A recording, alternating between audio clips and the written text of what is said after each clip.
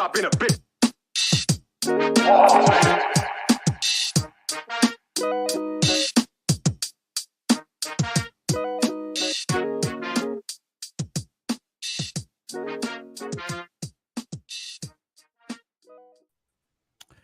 What up? Slap you, slap you. I'm starting this show off right, just slapping everybody over here. All right, had to get all those slaps out of the way. Welcome, ladies and gentlemen. This is the Evening Juice, so LemonCityLive. We've upgraded Gus with Alex. No. Yeah. No. Oh yeah. No, he's an Orlando. No, he's an Orlando guy. He's this done. Is an upgrade. This is we're done. We're done with Gus. That guy, we don't know where he is. Apparently, he has like a fifth mom that he's taking care of or something now. He's used that excuse way too many times. We don't know if he'll pop in later. But anyway, this is season 8, episode 13, lucky 13. It is a Tuesday night. Thanks for hanging out with us and making us a part of your evening. If you're checking us out on the podcast later on, man, make sure to hit that subscribe, that like button. Tell your friends, tell your enemies. Just tell somebody to listen to the show. Again, big thank you to our streaming partners, the Five Reasons Sports Network and their 5 Reasons YouTube page. If you're watching there, be sure to check out their content, but head over to our stuff at LemonCityLive and see what we got cooking on over here. Big show today. I'm excited. We do got Alex in that sweet Kareem Abdul-Jabbar jersey. That is nice. Skyhook. You got to look it up online. Go on YouTube. He's got a great video. Yeah, I think it's. How did I find it? I found it on your. It's on one of your social media. You have it linked. Yeah, up. the Let's Get It show. No, you have it like on your profile for like Twitter or something or IG. One of those two. It's for IG. Yeah. Okay. Yeah. So I saw it there and I was like, "What is this?" And I was like, "Wow, that is awesome." So favorite part. Yeah, it was for an old podcast. So it went to reach 2,000 downloads. I said I would do a music video to the song Basketball. Yeah, it's called Basketball. How can I forget? Like the song was ringing through my head in post production.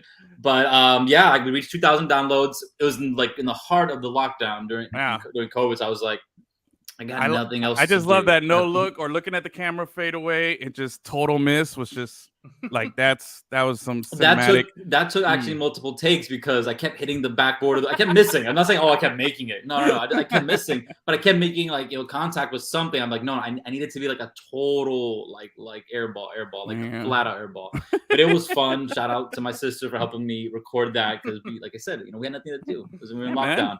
Hey, those are some of those weird, nice. Even though the pandemic was really shitty for a lot of people, I think at some point there was some memories that we'll look back at and we're like, man, that was kind of funny or, kind of interesting. That's one of those things. It also feels like I've been having this problem, man. I don't know where 2020 and 2021 went. Like I've been having that problem a lot lately where I'm talking to people and they're like, oh, that was last year. And I'm like, oh, 2019. And I'm like, oh no, wait, just this whole time continuum has been so screwed up for me. But anyway. Imagine how Dennis feels. He's a time traveler. He's this is why he's not here. This is why he's not here. He's like, oh, he knew we were gonna talk about this. He's like, they're gonna ask me questions. I'm getting out of here. But anyway, you might remember Alex. He's joined us before on our LemonCityLive Evening Juice Happy Hour, trying to snatch the Boggs card. Update. Never found the Boggs card.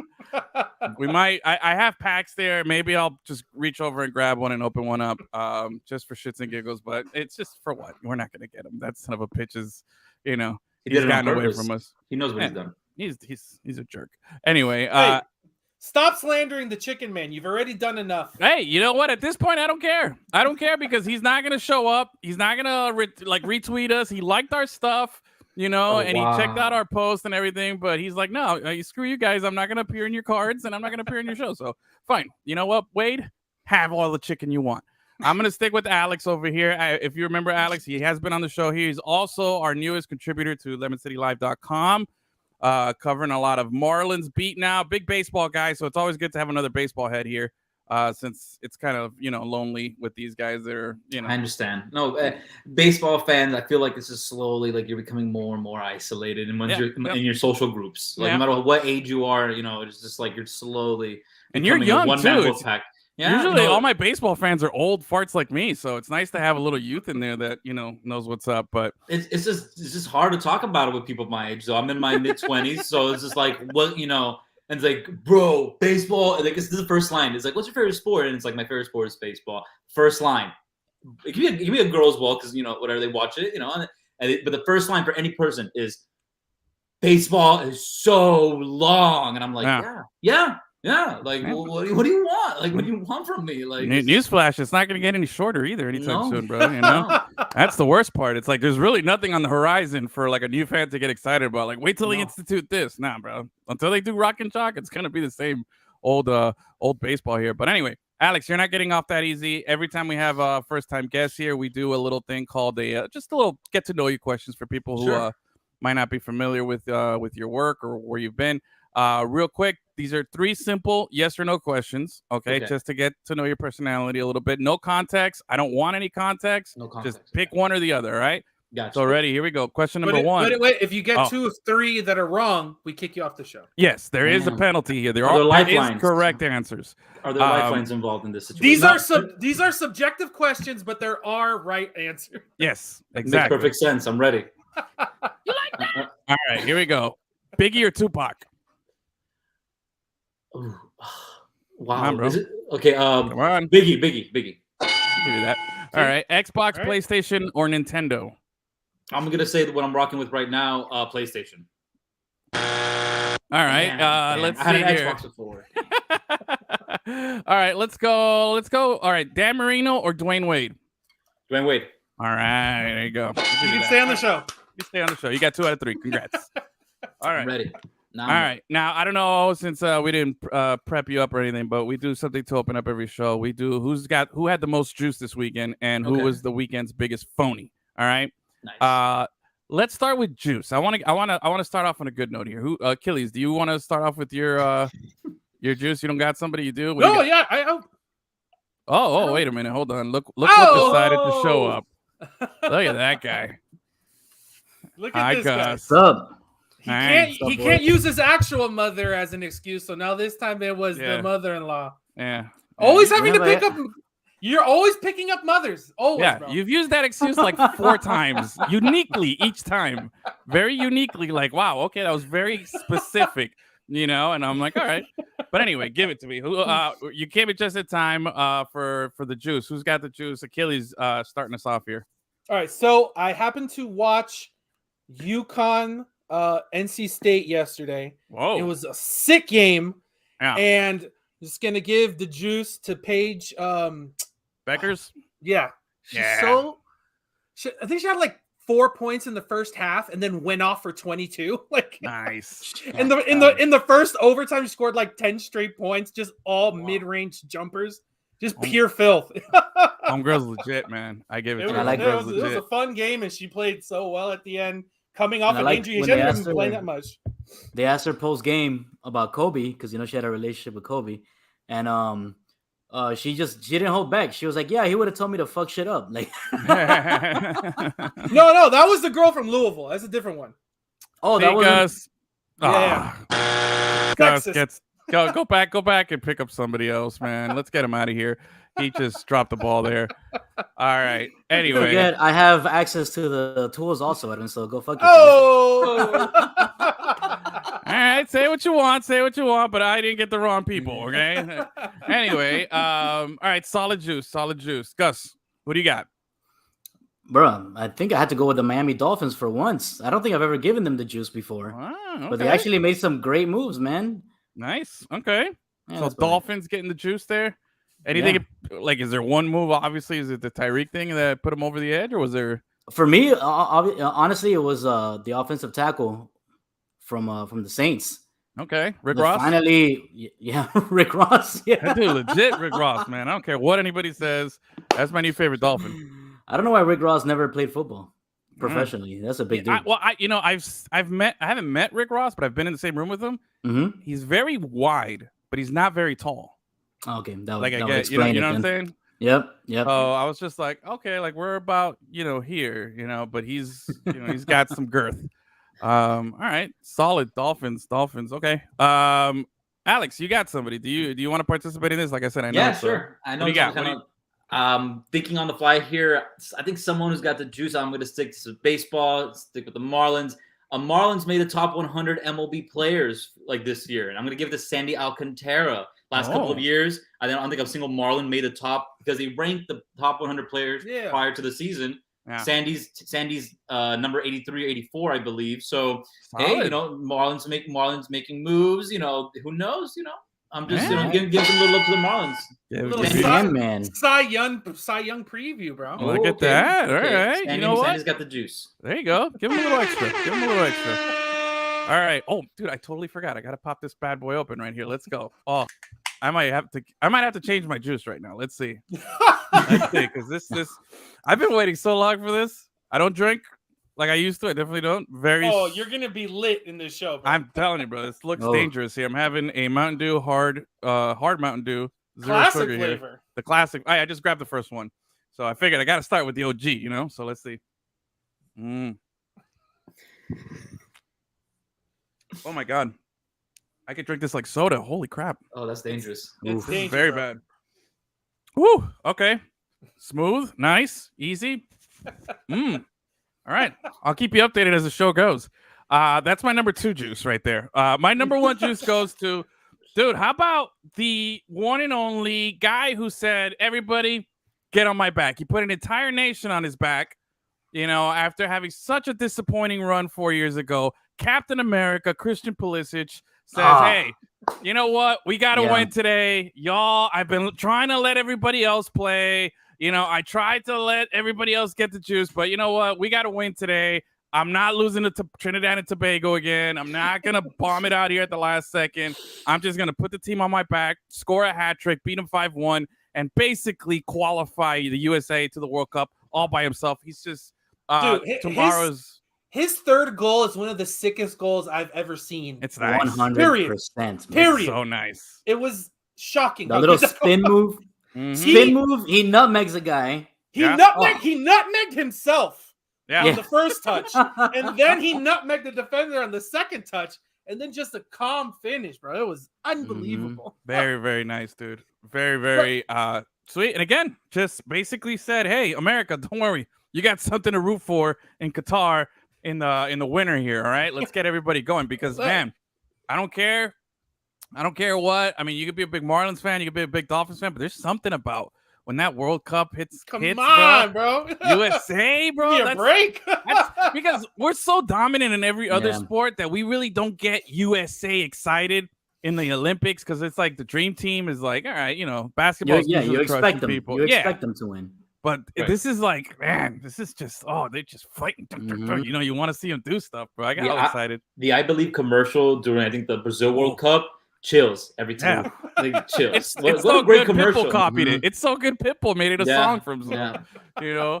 I don't understand how that happened. I like Pitbull and he's our boy and everything, but how do you just straight rip off? Like that's his whole career. What are you talking about? But that's like so blatant. The other stuff he changed, he literally used the same word. Shit, dude. No, that's his move.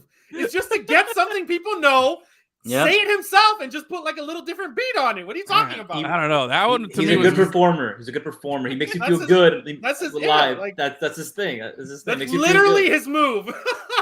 And it's not even sampling something. He just straight up, just takes it, puts his little, sprinkles on it, puts little, things. Says Dale a few times, and then it's it's a hit, bro. It's a banger.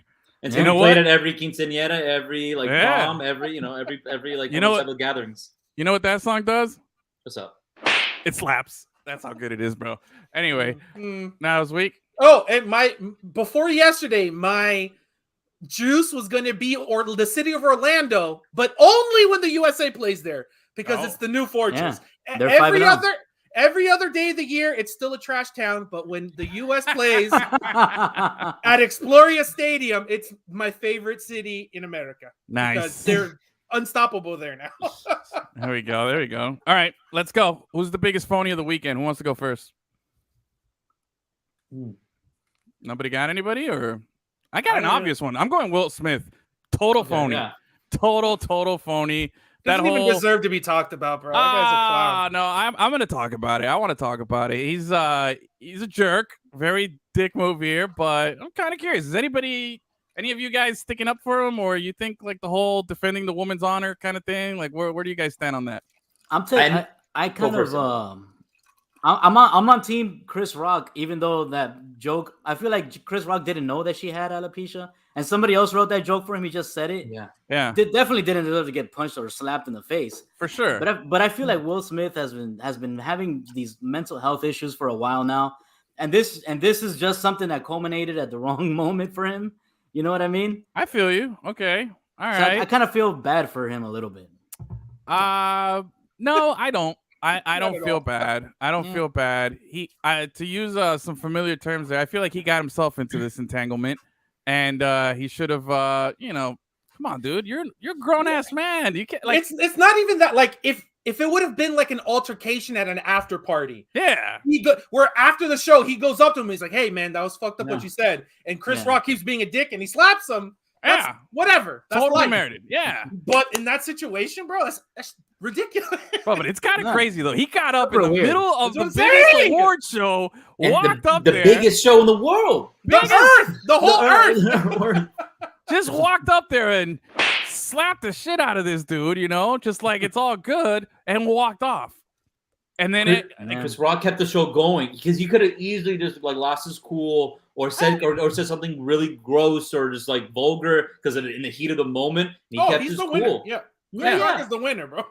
And then Will Smith was laughing at the joke. And like you check the replay, like you see him laughing, and then all of a sudden he kind of maybe glances over to his wife, and then she's obviously we all see that she rolls her eyes in disgust. She's pissed, and then you're gonna stand up and like interrupt the whole show, and then you ruin the vibe of the winner of that category and the rest. And then then everyone's text.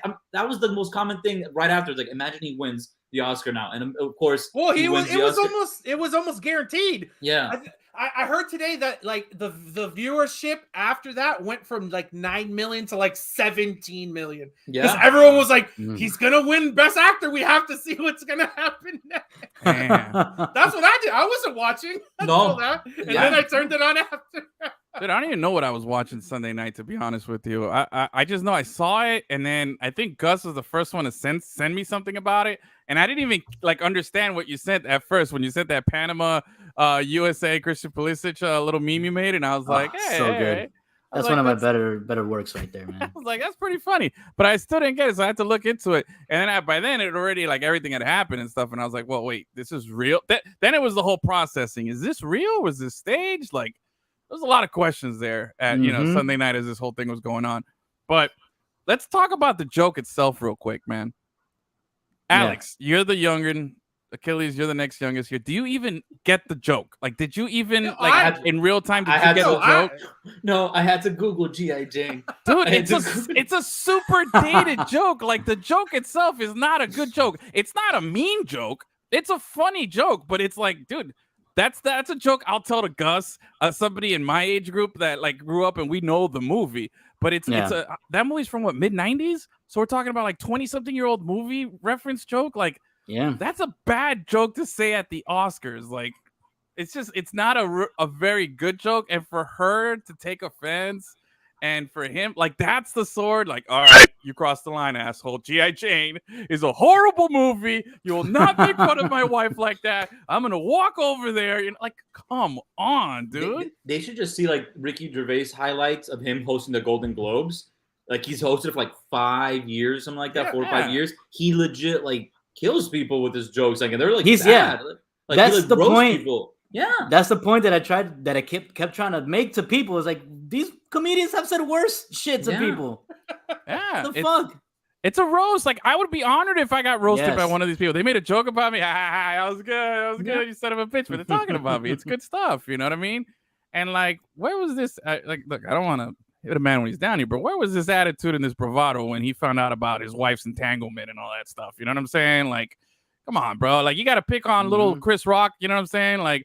And everybody's been saying it. Oh, if that was The Rock and not Chris Rock, of course he wouldn't go up there. Again, this is there's shades of bullying in this whole thing. I feel bad for Chris Rock because he's made out to look like a bitch, because he let this guy go up there and slap. But again, none of us, I don't care what anybody says, none of us would have how do I say it? Like, I don't think any of us would have reacted any differently in that specific moment. I don't think any of us thought when he's coming up, like, he's going to slap us. You know what I'm saying? Like, of course not. No. And by the way, super theatric too. Like, such a, like, that's why actor I thought slap. It was fake. I thought it was fake. Shades of Ali, and like when Will Smith was Ali, kind of like that. And then he kind of like.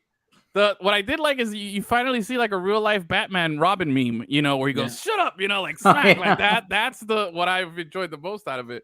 But how about this though? What if Chris Rock hasn't said anything since didn't file charges either? Didn't file charges. Mm-hmm. He doesn't need any. He literally won. He won. That's it. Yeah, he's gonna save everything that he has to say. He's gonna save it for his next special. That's what I'm getting at. That's what I'm getting at.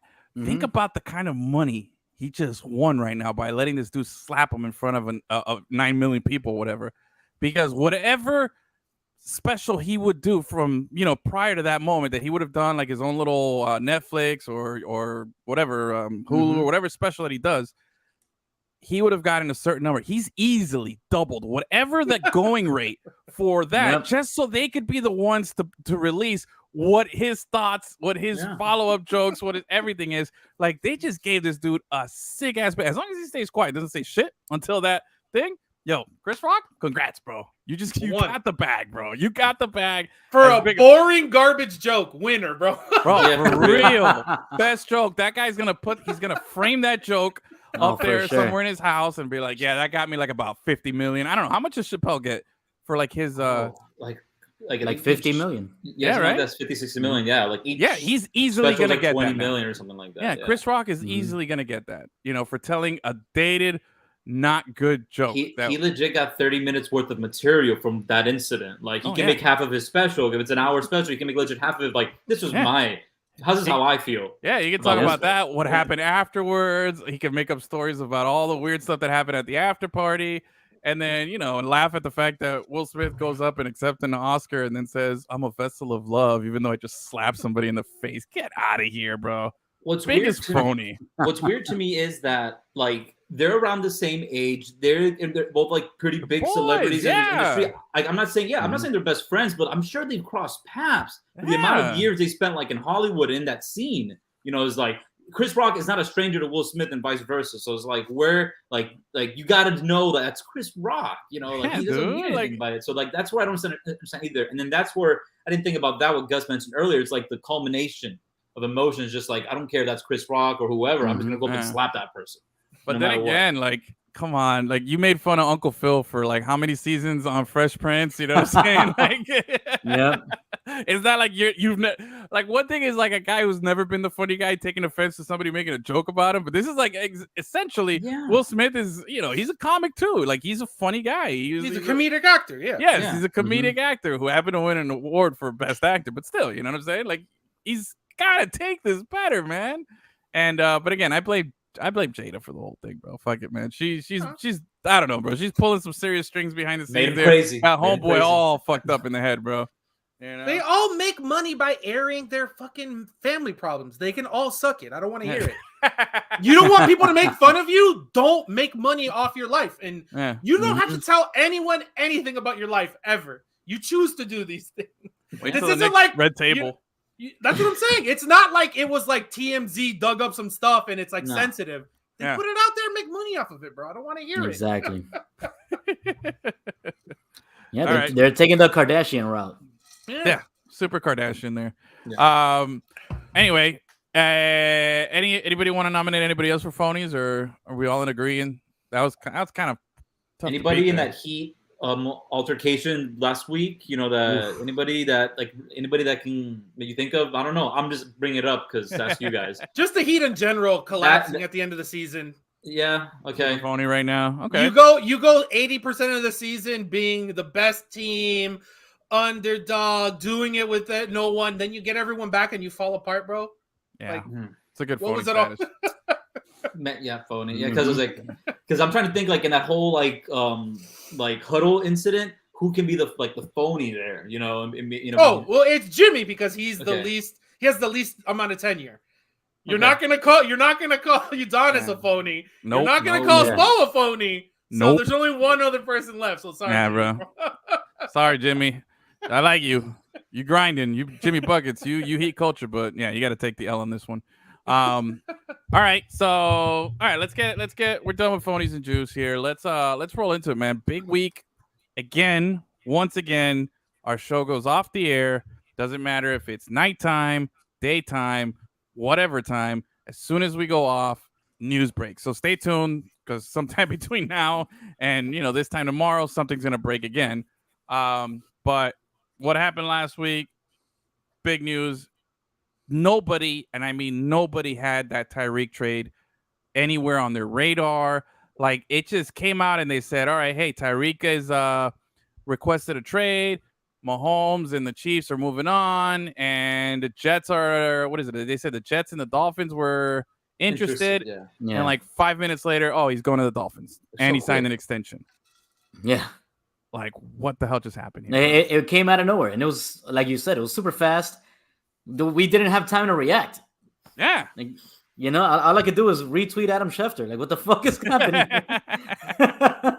I thought it was fake at first. Like, no kidding. I was like, where is this coming from? Like, I don't understand why all of a sudden, like, this change? Because they were completely different last season in their off season. They were very, like, lowballing everything, cutting costs as much as possible, like just being as cheap as possible. Yeah, typical Dolphins, or it's, you know what?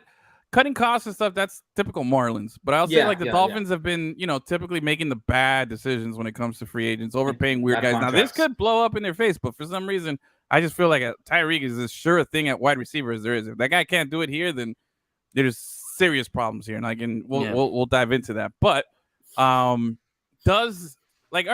now we have the fastest offense in the league, right? We got like the two fastest dudes in Tyreek and in that Mostert. How do you say his last name? Raheem Mostert. Mostert. Mostert. That was Mostert. Raheem. He's fast as fuck. You know what I'm saying? Radio Raheem. Hey, Radio Raheem. Yeah. And then you got damn, another old dated movie reference here, bro. We're just we were the audience there. We're the Chris Rock audience. Alex, did you even know what we're talking about there? No idea. Do the right thing and watch Do the Right Thing. Exactly. There you go. Do the right thing and do. Anyway, all right. So shit. Now I lost my train of thought. All right. So we got this fast ass team. We got Waddle, Raheem, we got Raheem, we got all these people. How are we feeling, Gus? Or let's start with Achilles here. Are you hate football? You still hate the Dolphins? I'm not going to support someone who beats pregnant ladies and breaks little kids' arms. So I don't give a shit. Okay, all right. So I already don't care about the Dolphins. I definitely don't care about this. Okay, all right, fair enough. Solid points. Gus, you want to go after that? Follow that one, yeah. Hey man, look.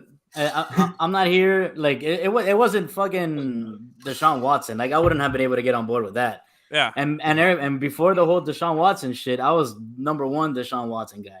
That's right.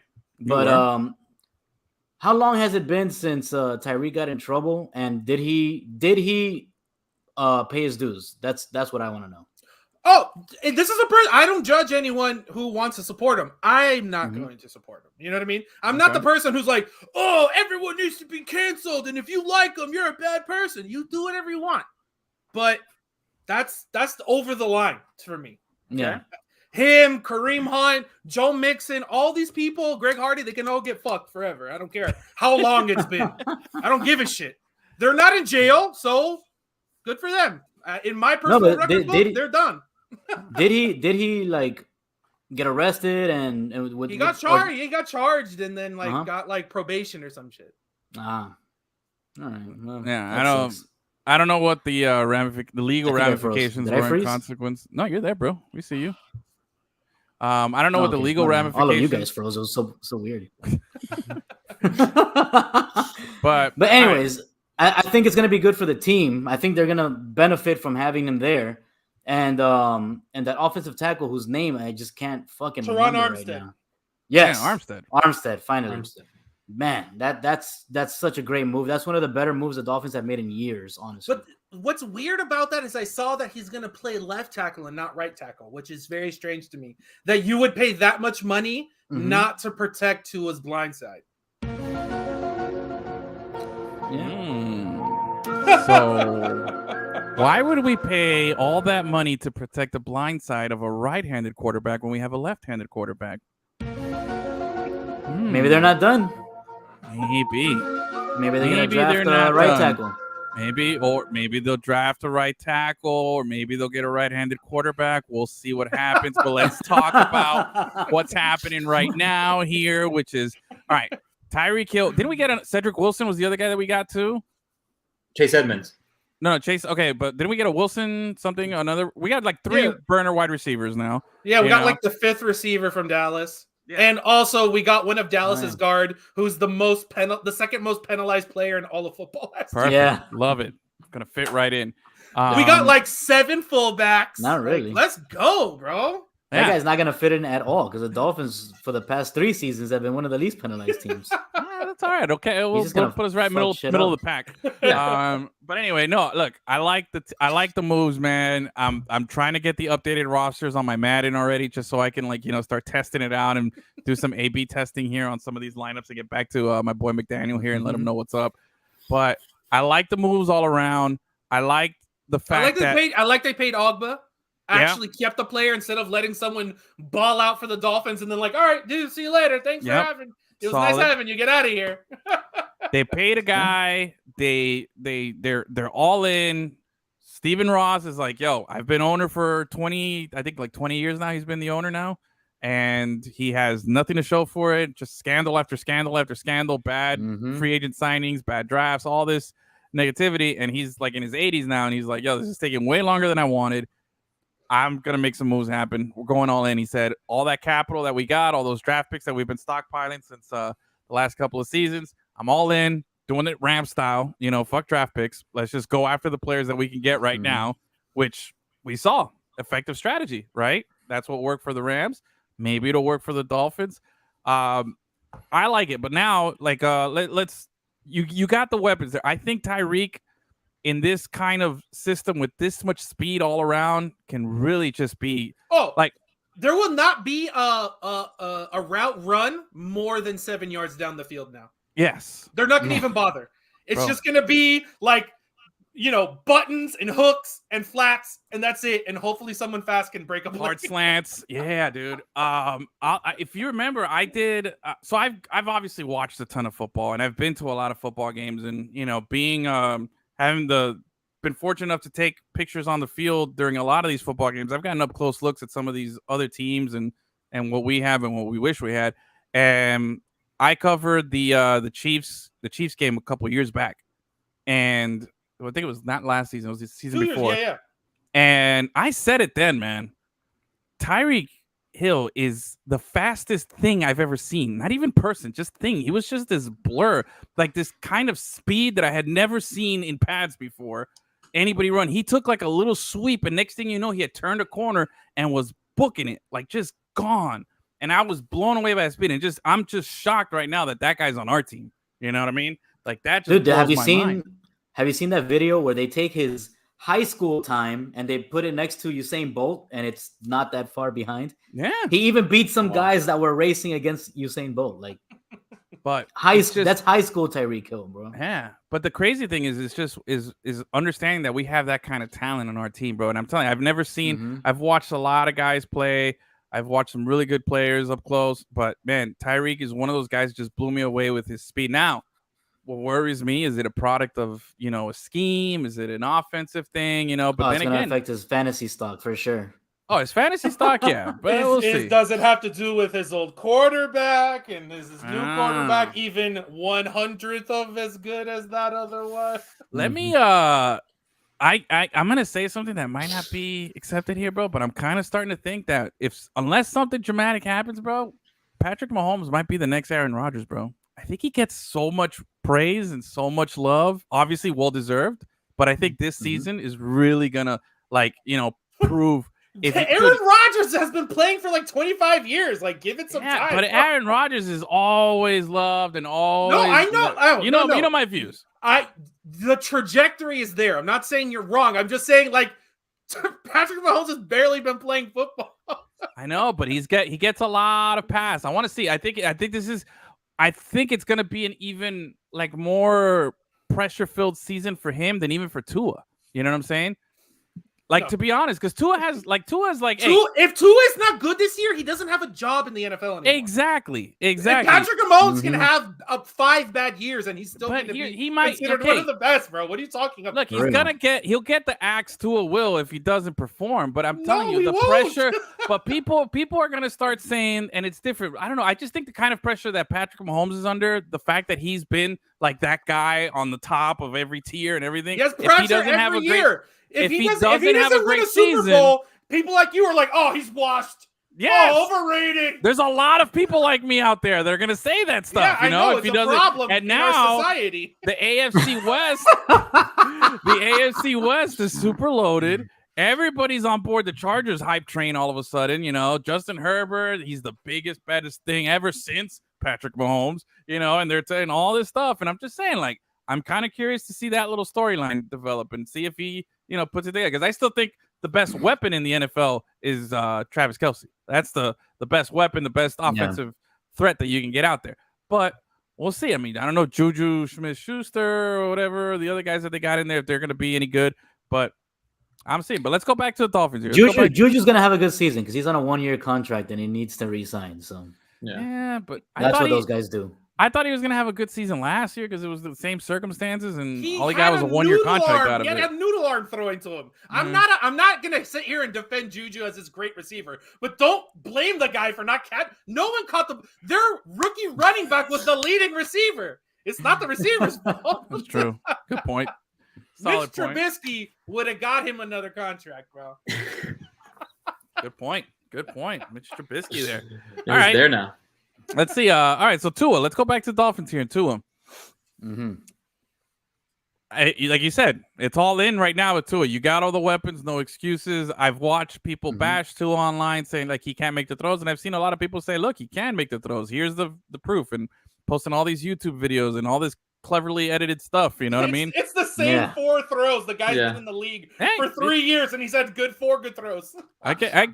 That's one base, and then there's the other base who says, oh, look, there's more than 4 good throws here, and they show you more than 4 good throws and stuff. Every single time it's like, oh, that one that Jakeem dropped. Oh, like if Jakeem would have caught that one ball, Tua would be like the next Tom Brady. Hall of Fame. So stupid, bro. Hall of Fame all the way.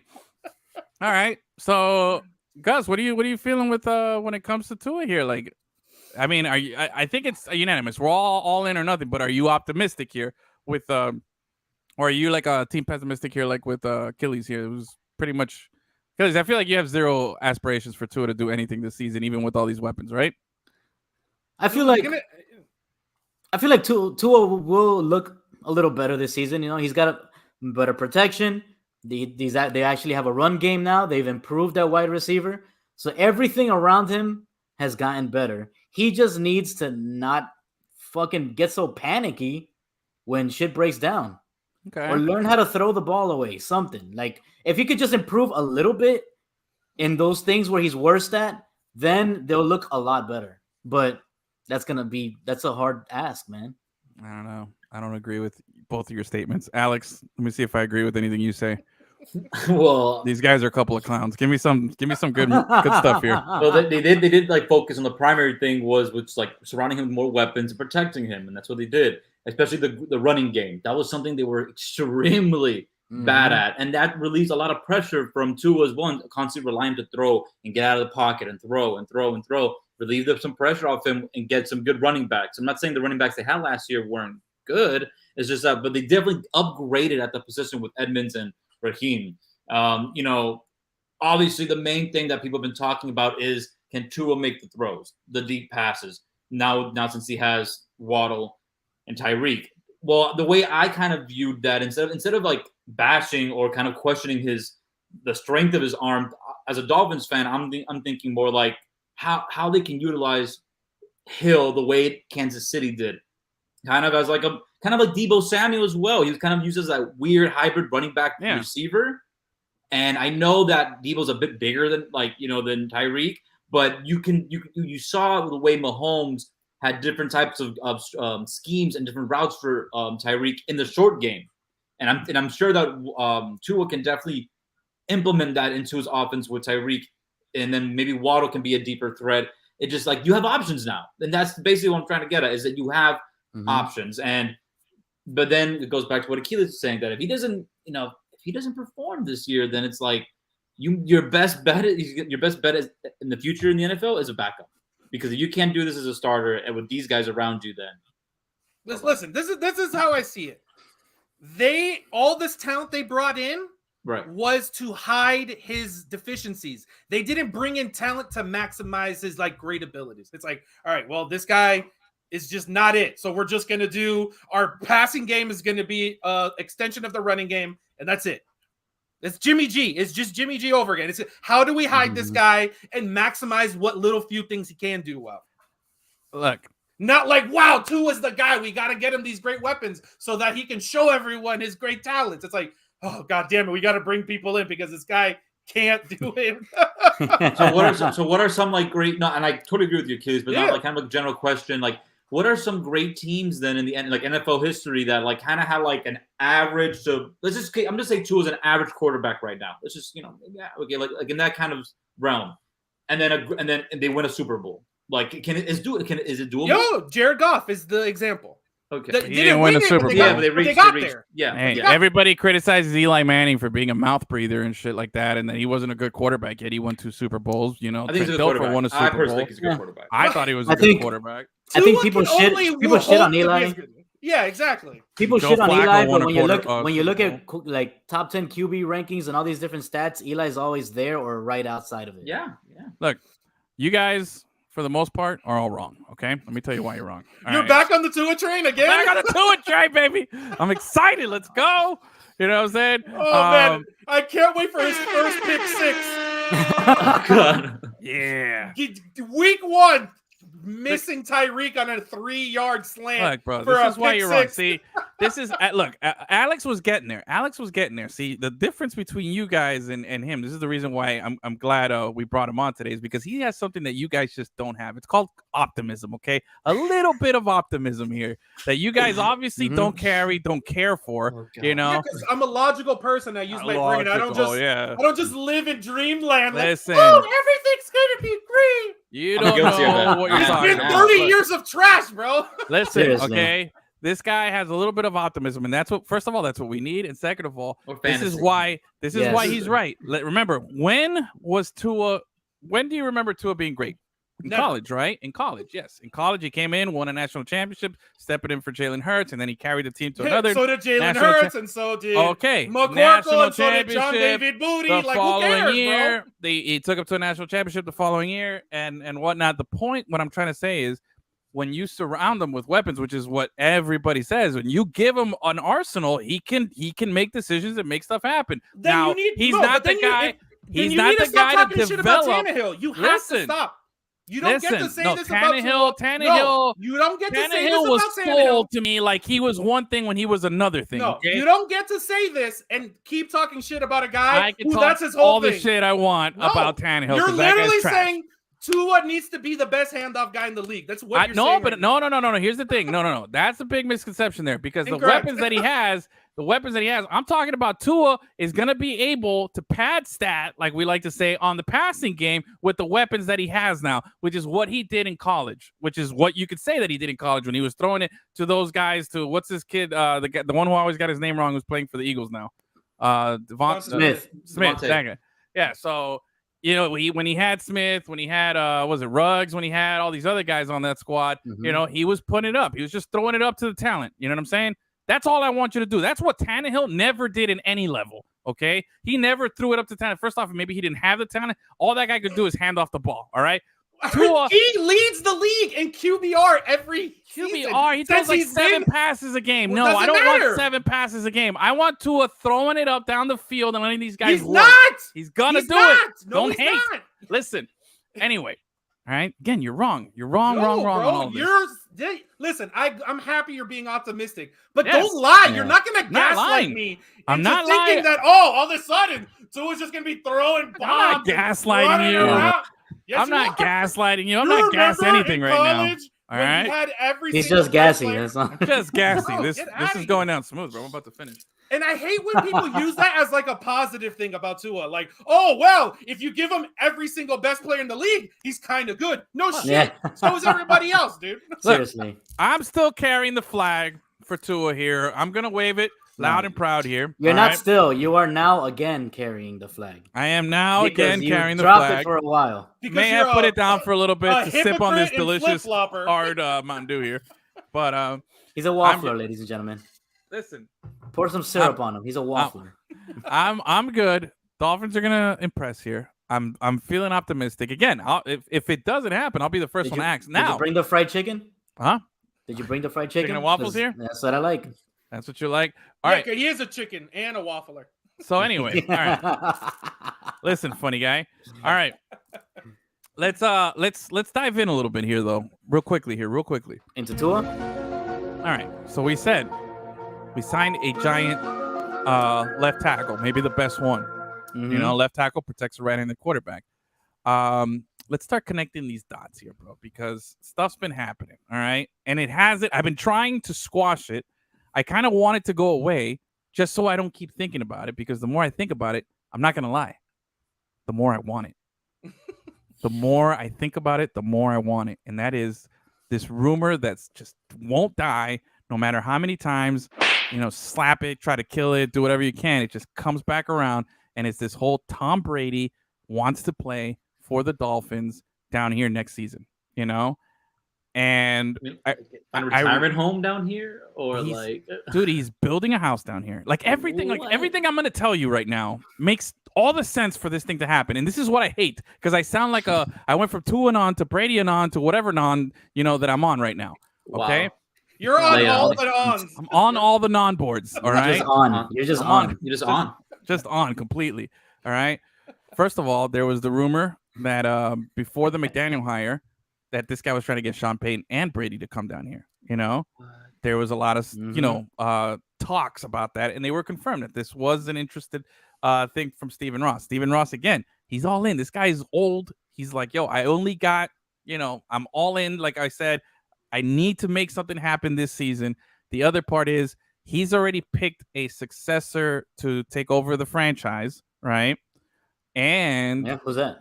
I don't know the name of the person, some guy who's going to be the next owner of the team. On top of that, he said, like, one of the rumors, one of the speculations here is that part of the deal to get Brady in, like that's enticing him here, is in potential ownership. Okay, and he's and Brady's boys with the guy who's going to take over, and there's Super the Michigan boys. Ties with Ross. Michigan ties.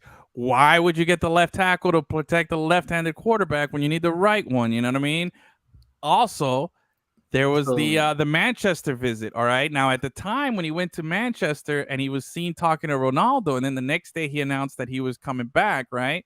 Mm-hmm. The rumor then was that he was over there talking to the Glazers, which own Manchester United, who also own Tampa Bay, that he was there talking about a way to negotiate a buyout or to get out of his contract, which he also restructured and did a lot of manipulating too, so that they could sign people and do his stuff. So he's shown that, hey, I'm all to try to help Tampa. I got you a Super Bowl. I've done everything I can now.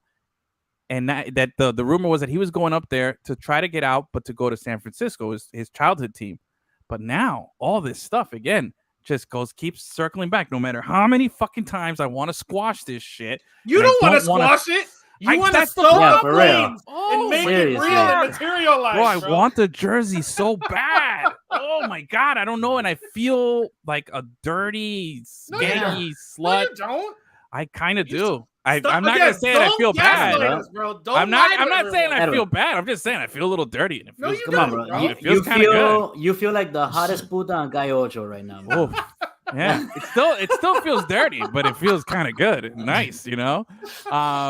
So there's all these things that keep coming around. Also, the other big thing, since he came back to that he said he's coming back, Gronk hasn't signed with the Buccaneers. He's still technically a free agent.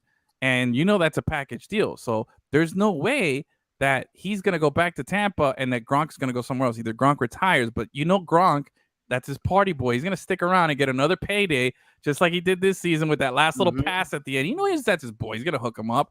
So that's the interesting piece. Now, if Gronk re-signs with the Bucks, then this whole thing is over. Then I can finally squash it, and I can go to bed, and I can be okay. But it hasn't happened, and I am so conflicted.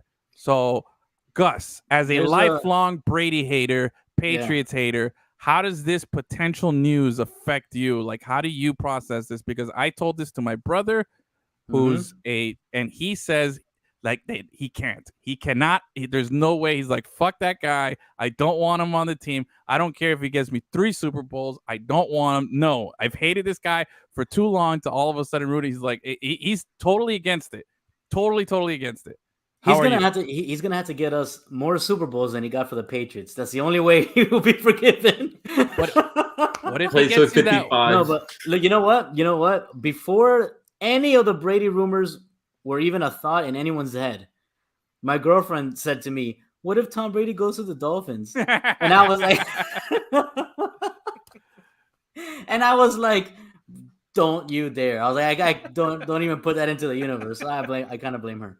Okay, so she's working for the Glazers. Okay, but Gus, how about you? I want to know you, because you're the certified number 1 Brady hater on this show. Yes. Okay, I give you that title. You've earned it. How do you feel about the potential of having this guy come in here? Because if he comes down here with this team that we just described, all these weapons and all this stuff, a young coach, everything here, like, this could be phenomenal. I mean, Brady's won Super Bowls with guys like Deion Branch and Troy Brown. Imagine what he could do with real weapons, which you've seen what he did in Tampa. He led the league in passing touchdowns, passing yards, and I don't know what else last season alone. So the arm is good, the body's there, and his attention to detail. Like, there's so many things here, but you also know that he would love to go at Belichick 2 more times. In the season, that's a guarantee. The thing is, if they bring in Brady and they promise to give him a little minority ownership, that means we're stuck with Brady forever. What if we get like a Jeter Brady? He's here for like a few years and then he goes. No, I hated Jeter. He came to the Marlins. That didn't work. What makes you think it's gonna work with fucking Brady? Oh, because he's a champion. He would never be a quitter. Give it to me again. Give it to me again. My name's Edwin. I love all famous guys because I think they're gonna be great at everything because they were great at sports, and I believe in them. This guy. What a jerk. What a jerk. We just take that whole episode where you were slobbing all over Jeter and just replay it. And just replay it. We don't even have to do the show anymore. All right. It's just gonna repeat itself. We don't need this. Look, it's not working for Beckham. It didn't work for Jeter. It's not gonna work for Brady. Solid points. Okay. That's the ownership in Brady. But what about I don't think Brady wants to be like in control of the team. He just wants money. Yeah, he just wants to hang out in a suite. You know what I mean? And being down here in South Florida in the warm weather. Yeah. So Gus, what if Brady gets you that Super Bowl? Dude, none of us here have been alive for a Dolphins Super Bowl. None of us have even enjoyed a Dolphins Super Bowl loss. I mean, well, we were alive for one of them, but no, you know what I'm saying? Yeah. Obviously. Like, I don't want him. Of course I don't want him. But if we won the Super Bowl, of course I would celebrate a fucking Dolphins Super Bowl, man. What kind of person would I be if I didn't celebrate my team winning the Super Bowl? Even if it's your most hated nemesis rival? Dude, that's horrible. I know. Before LeBron came to the Heat, I was anti-LeBron. Why? Because I was Team Wade. Yeah. And then when they teamed up, I was like, what? Why? But then, whatever. They won a championship, and I was happy. And you got the jersey. Yeah. I never got a LeBron jersey. Would you get a Brady jersey if it meant winning the Super Bowl? No. What? No. There's no that doesn't exist. Yeah, but what if? What if, bro? But it doesn't, so I don't have to answer that question. Alex, you've been quiet here. What do you think here? What's your football allegiance here? You Dolphins fan? I am a Dolphin fan. Okay. I got into football later though, not like that when I was a little kid or anything like that. So you don't hate Brady as much as Gus does? No, not at all. Like, that's on another level. I don't like Brady, but not to that extent. But if he came to Miami and played here, I'll be so confused because you're almost 50 years old, man. Honestly, what type of juice are we gonna get out of you, man? Are we gonna get anything? Because a couple good games. Like that's the thing about it. Like I love the idea of a Super Bowl here. Like, and I can witness a Super Bowl, the Dolphins winning one, even if Brady's the quarterback. Yeah, I'll party. I'll be so happy. I'll be so happy. But I can't buy because like just the whole age thing, man. I don't buy that anymore. Like I think that Tampa got the last good stuff out of him and are going to get the last good stuff out of him. Okay. So I don't think waiting a couple more years until he comes to Miami is gonna, I'm not gonna be like it's gonna be a very cool story if it does happen, if it ever does happen. But I'm not sold on that. Mm-hmm. I will feel dirty celebrating Brady winning a Super Bowl here in I'm gonna be at the front of that parade, bro. I'm not even gonna lie. Just to add one last little nugget here to this story. No quarterback has ever started and won a Super Bowl for 3 teams. Wow. Okay. So just know that. That's also on the line. This guy. Keep padding those stats, man. He's just like, that's all he's doing in the last 5 years of his career. And that he's like Jordan. He just needs that one little bulletin board thing where he's like, oh, okay. Yeah. Nobody thought I could do this. Watch what I did. You know what I'm saying? So no way. It'll be interesting. So, all right. Well, we'll follow. We'll see what breaks tomorrow. I will say this. I'll be 100% honest. I didn't expect or saw that Tyreek news coming or the Armstead one. I had, there was rumblings that were trying to get him, but the Tyreek news broke and it surprised us. So I would not put anything past the Dolphins right now. They're in complete all-in mode. I think if the opportunity is there and the deal is right, that they'll make it happen. Do I want it to happen? I just want a Dolphins Super Bowl, bro. That's all I want. I want this whole time to shut up. If you can and I want a Brady Dolphins jersey. Give me a break. Nothing would make you happier than the Dolphins winning a Super Bowl, but with Brady. Yeah, pretty much. I think I just broke my headset. Anyway, all right. So that was good. I'm excited. We'll see what breaks here, but let's keep going on with the show here. Did you this day? Oh, give it to me. In 1984, the Baltimore Colts moved to Indianapolis. Come to Indianapolis Colts. Oh, that was the they dipped in the middle of the night. Yep. They dipped in the middle of the night. They used some moving vans that were non-branded. I think they said Mayflower or something like that. They didn't use their own trucks. Yeah. There's a 30 for 30 on it. Yep. In the middle of the night, they just dipped from a whole city. Yep. That's like the Great Escape, something like that. Like they're just like what the heck? They're just in the middle of the night, just leave. Like they said, "Peace out, yo." That's how they did it. That's so mean. That's awful.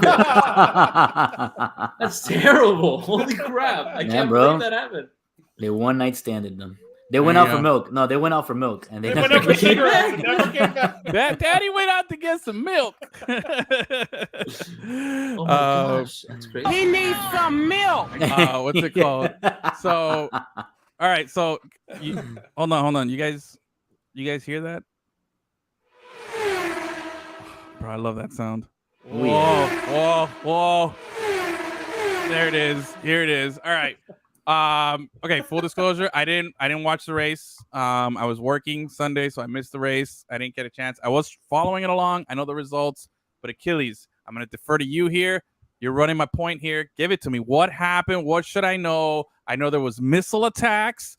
There was all types of crazy stuff happening. Pretty much that. And according to you, we don't need anything else, right? Like we should never go back to Saudi Arabia to race cars there again, right? Listen, the missile attacks is obviously danger, but I'm just talking about that track, dude. It's not good. It's not conducive.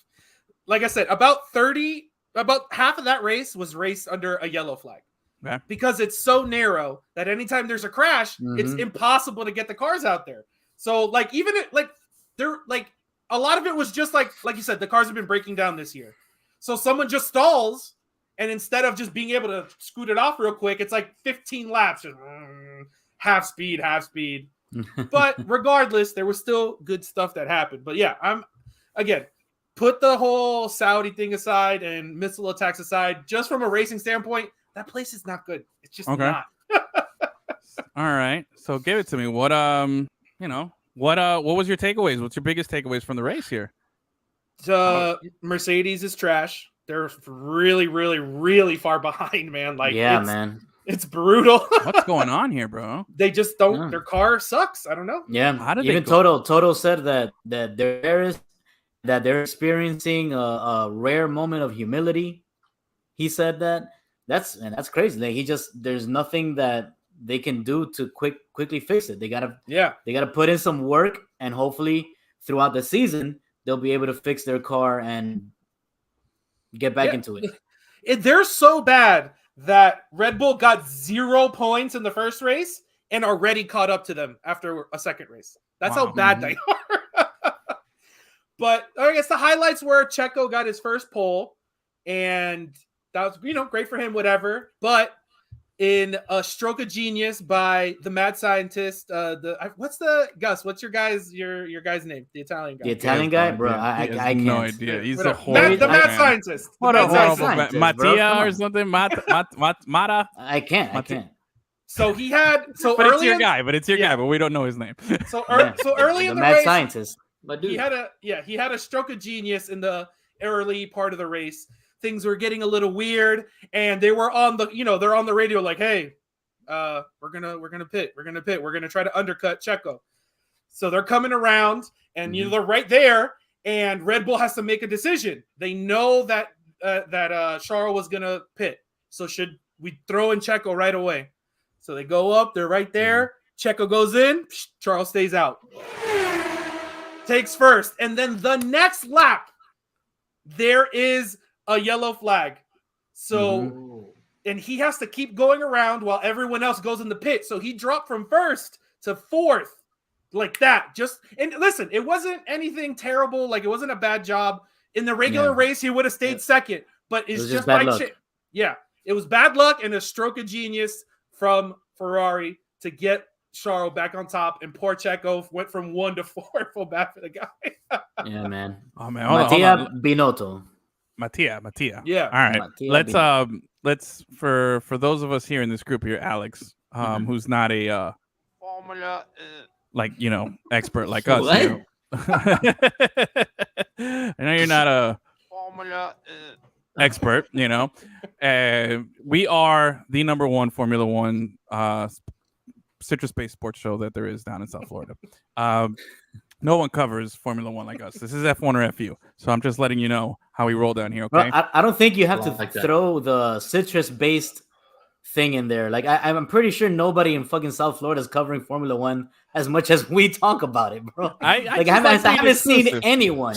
Everyone is just on our jock. This year, every other thing is like, oh, now we have a Formula One. Exactly. Everybody's, trying to take a piece of our pie here.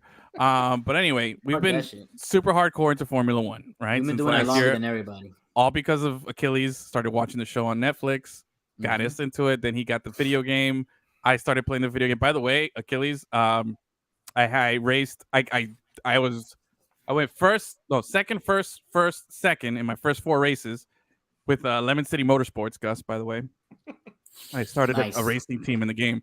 And hit Monaco, and I qualified 20th, and I finished 21st or in Monaco. I just bombed it completely. Yeah. And I feel that's what's going to end up happening to Haas at some point. Everyone's going to catch up to them. Oh my god, which sucks, but yeah, bro, so bad. And then I did Azerbaijan today, and I got a 5th. I qualified 5th and came in 5th, so I'm back up there. I'm still leading the point standing. But anyway, Alex, we got into Formula One. We play the games. We watch the races. If you take anything away from today, is that Tom Brady might come to the Dolphins, and that you need to watch Formula One Drive to Survive on Netflix. You will not be disappointed. It's a great show, and maybe more of this will make sense to you. Okay, you have 4 seasons to watch. It's like 40 episodes there. Knock yourself out and report back to us and let us know what you think. Because I guarantee you will not be disappointed. Now, Achilles, to wrap up on the show, I finally watched the last episode. Remember last week I told you guys that I'd saved it? By the way, the last episode of this season, when Toto says, does Red Bull have a target on their back? And he says, everybody has a target on their back. I was like, bro, this guy is the motherfucking boss, dude. Yeah, except his cars are in 5th and 6th place. Everyone, because he's behind everyone, so there's plenty of targets, bro. Don't worry, bro. Like, if we've learned one thing, it's never doubt Mercedes and never doubt Toto Wolff. Okay, by the way, Alex, that's the guy's legit real name, Toto Wolff. Okay, and I think it's Wolf with 2 F's, so it's like double is fearsome. Double FU, yeah. So that's the second F is for fearsome. Exactly. Fearsome. So it's the guy is good. Legit. He's the principal of the team. Anyway, you'll watch, but I watched. I thought that does sound very interesting.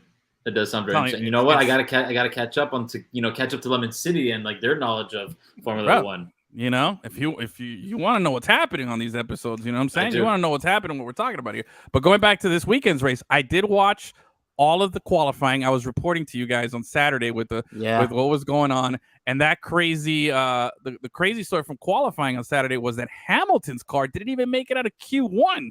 Yeah, you know, so terrible. Alex, they qualify the day before the race by running lap times, and they do it in 3 sections. There's 20 cars, and the bottom 5 after the first section of racing, if you don't have a top 15 time, you're out. Your qualifying ends. You finish in the bottom 4 there. If then they do a quarter Q2, and then they eliminate 5 more people, and then the last quarter is just the last 10 fastest cars to determine who starts 1 through 10 on the race the following day. So Hamilton, who's like the freaking king, and I don't even think when was the last time he didn't make it out of Q1. I think it was single-digit 2000s or something like that. Something crazy like that. And so that's the thing. What's leaving everybody scratching their head is that Mercedes' car that's been a beast, you know, an assassin that has been 8 constructor cups in a row now. Mm-hmm. Yep. Team championships. They've been number 1. And Lewis Hamilton, who's the GOAT of racing. And bro, he couldn't. And what did he finish on Sunday? 6. I think he finished right behind George Russell. Okay, so they finished 5 and 6. Okay, yeah. But man, no, Hamilton 10th. Hamilton, I thought he made it up. Right. Nah, man. I'm looking at it right now. Yeah, 10th behind Magnussen, and that was the other thing coming out of qualifying, which was Schumacher with that horrible accident. You know, did he race on Sunday or did he not? No, okay. He didn't race. All right, yeah, that makes sense. And it's not because of that. It's because the car was totaled. They have that rule that the car has to be the same when you leave for qualifying. You can't change anything. You just if your car crashes, you could tape it up or whatever, and you have to hope that shit works. Yeah. And nothing there. So all right. So hey, Mercedes is struggling. Red Bull takes the crown again. How did Ferrari do this weekend? Oh, they were great. The battles between Max and Charles are fucking epic. Yeah. Because in that first one, they had the thing where, you know, Max would pass them and blah, blah, blah. They did that same shit again. They're playing the DRS. They're playing the DRS game. Oh, and it's super fucking exciting. It's so good. It's so good, dude. It gets me chills every time I hear it, bro. Love it. All right. Dude, your Alpine guys are hard. They're number 5 easy right now. And it was so fun to watch. So like obviously the crazy shit happened with Checo where he dropped whatever, and then the race is going fine. And fucking Ocon and Alonso were battling each other like fucking crazy, dude. I heard they were not giving up. They weren't giving up to each other. They were just going at it. And then Bottas comes in and sneaks past it like, okay, we got to stop fucking ruining each other. But it was really cool to watch, man. It was just those 2 pink cars just fighting like crazy. Awesome. So and then at the end of the race, you had the issues with the reliability of the new car. 5 cars just stalled out. Not 1, not 2. Literally 5 cars just stopped working. Fuck. Shit. Right at the end of the race. It was unbelievable. Now, Alex, the season started last week. The first race was in Bahrain. And that was there was like 3 cars that had issues as well, too. So this is very unprecedented. You know, dude, my guy Yuki, his car literally just didn't work. Wow. But don't they go through like prep work before the race, like checking the car, that sounds absurd. That many cars would stall out, and it was nuts. Wow, and it was like crazy. I said, it was great. It was like it was like the last like 10 laps of the race. It was like 1 car, yellow flag, another one, yellow flag. But it set up another great fight between Max and Charles, and it was literally down to the last lap. That's how close it was. How many laps is in that race? They did 50. It depends on the track. It usually between 50 and 60 laps, somewhere in between there.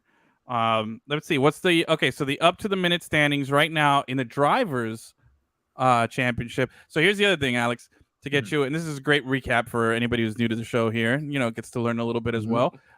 There's a driver's championship and the team championship. The team championship is called Constructors Cup. Okay, so you have 2 races going along, and there's 10 teams, 2 racers on each team. So the racers are battling against each other to be the top dog in their own team, but they're also racing against everybody else. Right. So you kind of have some mixed strategy right now. So the number 1 racer right now with the most points after 2 races is Charles Leclerc. He's for Ferrari. And Carlos Sainz second there with 33 points. And Max Verstappen, last year's champion, rounding out the top 3. But hey, George Russell and Lewis Hamilton, 4 and 5, and Ocon, baby, at number 6, man. That's my dude. Mm-hmm. In the Constructors Cup, we got Ferrari leading Mercedes, and then Red Bull right behind. Mercedes and Red Bull separated by a point, and then Alpine right now is actually in 4th, and 5th is Haas. How about that? There you go. You know what I thought was the funniest part of the race? Was that at the end of the race, Hamilton asked if you even get points for coming in 10th. He didn't know. He's like, I'm not used to being down here. What the hell's going on? Yeah. Dude, let's see here. All right, so let's give a little update for the next race here. It's not this weekend, huh? They're off this weekend. I have to wait a whole week. Yeah, sucks. But we got to do something here. Alex, you're more than welcome to participate. I'm thinking we do a live stream for the next race during the race, where we just sit there and watch. It's at midnight on Saturday, right? It's in Australia, and it's going to be at 1 a.m. Yeah, we talked about it last show. Yeah, 9 days from now. Well, no, the race weekend starts 9 days. Oh, the race weekend starts 9 days from now. Okay. Yeah. So the race will be at 1 a.m. Maybe we could do a 11 City Live from 1, because the races are about an hour and a half. So we can do it from 1 to 3 in the morning. Saturday, bro. Saturday. We'll dew up, crush some hard Mountain Dews, and talk some racing, dude. We could do it. We could get together maybe, or at worst, we could just do like what we're doing now. I could just pop the race here on the tab and watch, and be good, bro. And just crush some Mountain Dews like that, Mm-hmm. But I'm definitely thinking that could be a possibility, bro. I feel like that would be nobody's gonna do that on Saturday. We'd be the only ones doing it, for sure. So maybe we can make it a group thing, see who else wants to hang out with us. Alex, you're more than welcome to. Maybe by then you'll have watched at least a season of the show. You'll start developing some opinions. Oh, you got 2 weeks. You could crush it. You could crush that. In 2 weeks, definitely. You can definitely watch it. And no bullshit, man. It's legit like a really good show, bro. Like I'm always open to watching new type of shows. I'm never like one genre type of person. No, but let's give it a shot of anything. I feel so like I never would have thought I would have gotten into Formula One, and now all of a sudden I'm narrating my races while I'm driving. I'm hearing the commentators while I'm driving on the highway. I'm like, doing all that stuff. I'm constantly keeping up with this stuff. I'm playing racing video games. Hey, it's taken over a big part of my life here. Unfortunately, that's awesome. Fortunately, it's good stuff, man. It's good stuff here. So, all right. So next race is Australia. Big takeaway from this race was Mercedes shit in the bed here. But again, I'm never going to go against Toto. Never going to go against Toto. And again, it has nothing to do with Hamilton or George or Toto. They just have more money than everyone else. So sooner or later, they'll figure it out. Yep. The whole thing is just how long is it going to take them? And whenever they do figure it out, are they going to be so far behind that they can't catch up? Yeah. That's what to look for. Are they going to share whatever they figure out with the other teams that have Mercedes engines? No chance. They're going to let all the other teams. Oh, yeah, they just provide the engines. They don't provide the advice. It's not a consultation there. All right. So just to recap last week's bold predictions, Achilles, you said AlphaTauri was going to finish 5th for sure. Looking tough. It's not looking good. But all right. We'll keep it updated. Gus, you said Ferrari would be in the top 2. Was that your prediction? Or that Red Bull would not be in the top 2? I don't know. Oh, but by the end of the season, the team. Yeah, that's what I said. Which one? I forgot. That Red Bull would not finish top 2. Okay. All right. Or was it that Ferrari would finish top 2? Okay, Red Bull would not. No, I picked Ferrari to win the season. Okay, so you said Red Bull would not finish top 2. Okay, good. And then I got Mick Schumacher making a podium this season. So hopefully he doesn't crash qualifying again, but we'll see what happens there. By the way, Ferrari again, bro, they finished 2 and 3. Yeah, it made me look so good. Solid again. I've been really excited about the Haas thing. Watching those boys get some points here. By the way, Alex, the last thing I'll tell you here for the show, Haas team is probably the most American team on the grid, right? They have the most American owner or something. They're not a true American team. Yeah, is that how it is? Venture capitalist. Haas, I think. Yeah, Haas is an American company, I think. Yeah, or an American racing team. Yeah, but they're not run by Americans. Yeah, just like the owner's American.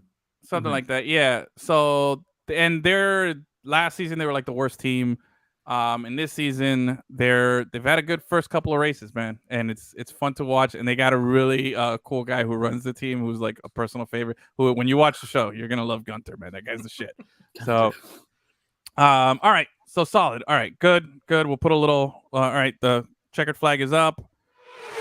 We're done here. Everybody, make your way back to the podium. We got another P1, P2, P3, and Alex, you can carry the trophy for us here. All right, solid show here. Let's wrap up. Let's go down the home stretch here, man. What's going on? What's happening locally here? I feel like the Dolphins are making news. The Heat are still consistent, even though we're struggling right now. Well, they finally got that slump buster in. Yeah, they got the slump buster. Hopefully, bro. Hopefully. Yeah. Ice Cats are obviously the Ice Cats are killing and carrying the flag for all. 7-4 today. 7-4 today. Oh. And man. Set the single season franchise record for goals today. And we still have like between 15 and 20 games left. So there's still some, yeah. Yeah, we're gonna. Well, they got 15 games all of next month. Remember, I think that was what it was. 5 games left in. Speaking of single season records, on this day, in 1985, Wayne Gretzky breaks his own NHL season record with his 126 assists. Damn, that dude's just. You want to like trip out on some stuff, man? Look at some Wayne Gretzky stats and like compare it to like how they still hold up now and how it's insane how nasty that guy was and the era that he played in. It's not fair. That guy was a human cheat code before, and when you look at Wayne Gretzky, he's not like a super big imposing guy. It was just like a little Huberto out there, just fucking finessing everybody left and right. And this one is for Achilles on this day. Oh. In 1989. That's the same year. What a year. The first Soviet hockey players are permitted to play in the NHL.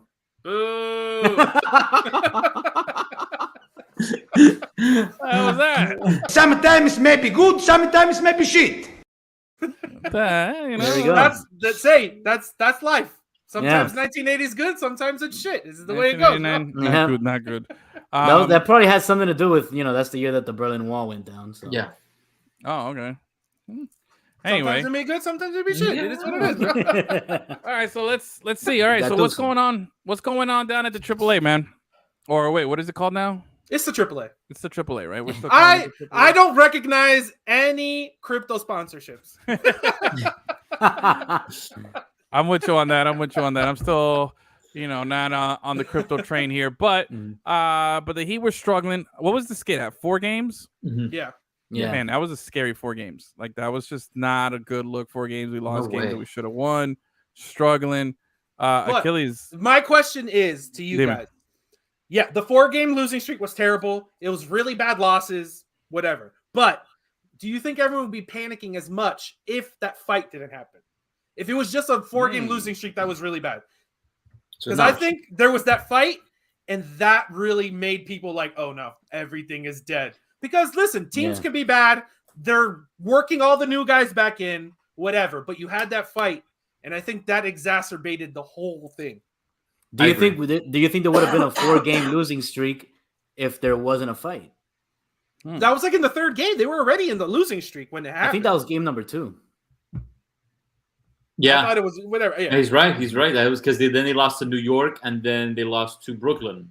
The New York loss. But they had been struggling before the they were struggling to score. I agree with Achilles. No, like even leading up to the losing streak, they looked different. They looked like a different team, and that's because they were trying to throw in new guys. Oladipo, Larry was out for a while with personal reasons. You got to throw him back in there because he's your starting point guard. So, and Tyler Hero's been in and out of the lineup of the rotation. I mean, past couple of weeks of injuries. I think everyone's just been like on massive load management the past 2 or 3 weeks. And I think it's just like finally getting everyone back. And it's also scrambling. It's just a massive scramble right now they're trying to put together. Okay. So, but to answer Achilles' question, if that incident didn't happen in the huddle, and this 4-game losing streak still occurred, I don't think. Yeah, I agree. I don't think people will be like, "Oh my god!" Like the arena's on fire. Like it's like like I think people will be like shitting on the Heat and talking like being like pessimistic in a way, but they'll be like not like that type of intensity of like, "Oh my god, our season is over." No, I think they still have a chance to make a deep run in the playoffs. Yeah, I think you're totally right there. That's a good point. I hadn't thought of it that way because man. My phone was blowing up with random people that I hadn't talked to in a while hitting me up. Hey, what's going on in Miami, bro? Oh, and of course, with 10 games left in the season, that's when they decide to talk about the Heat. Not the whole time when they're fucking crushing it. No, they waited. Dude. Lifestyle Miami, only in Dade was posting the video. Like, it was everywhere. Everybody was talking about, like, the scrum, what happened here. And, we finally see Udonis getting all pissed off and shit and coming after the dude. Like, oh, trouble in paradise. He did the one thing to earn his contract. Last year it was fighting Dwight Howard. This year it was fighting Jimmy Butler. Yep. So, he's paid his due, man. He's paid his dues.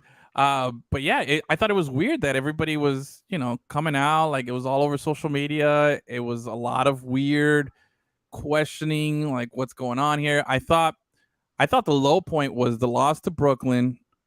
To me, that one really hurt. Andre Drummond, that bum. That guy was good once a long time ago. This guy is a joke now. You know what I'm saying? He goes out there and he hits us with the cheetah peace sign, as he dunks a ball in. I was like, oh, you son of a bitch, dude. That was a well played. That was a good move. That was a good move on his part, But damn, fuck him. But then we dropped that one by like 30. Just embarrassed. And I think that one there was no the Nets weren't at full strength. Somebody was missing from that game. I think KD and Kyrie. And we just got waxed with a full squad. You know what I'm saying? I thought that was Kyrie wasn't playing, I think, there, yeah. Yeah, dude. So how we feeling though? We're no longer number 1 in the East. I think the Celtics they're back. Oh, they're back up? After the Kings win, they moved back up. Yeah. Okay. Are you sure? Because I think the Celtics, I saw the Celtics unless they play today and like pass them by half the game. Unless the Celtics won, because I know there's like 3 teams like 1 game behind Miami, right? 2 or 3 teams. Yeah. But you know what? Like, there could be a good thing they don't get the first seed if you think about it, because it could be a potential matchup with the Nets. If the Nets win their play-in tournament, and they're still stuck around that 8th seed or whatever, and they have to go in the play-in tournament, then they might have to play against Miami in the first round. And let's be honest here, dude, does Miami really want to take on Brooklyn in the first round? And then God knows who you have to go up against next in Milwaukee or Philadelphia, and that's going to be a very grueling path, to the finals. But me personally, I don't want Miami to face Brooklyn in the first round. I want that to be somebody else's problem. Let's go against Toronto or something like that. Well, that's a good point. Looking at it right now, up to the minute standings here, the Heat are first, half a game ahead of the Bucks and a game ahead of the Celtics. So there's still, a lot to be decided there, and a game and a half ahead of the Sixers. Sixers are playing well too. Right. It's super close. The separation happens at 5, 6, 7, and 8 there with 4, 4.5. So you got the Bulls, the Raptors, the Cavs still in it, and then the Nets. So the play-in game would be what, 7? Is 8, it 9, 7, 10. 8, 9, 10? Mm-hmm. Okay, so they would be playing each other. So right now that play-in game would be Cleveland would take on the Hawks, the Nets would take on the Hornets. So then that would determine your 7-8. But I mean, if the Nets win that, then they would get the 7th seed, no? Well, who's the current 7th seed right now? The Cavs. Yeah.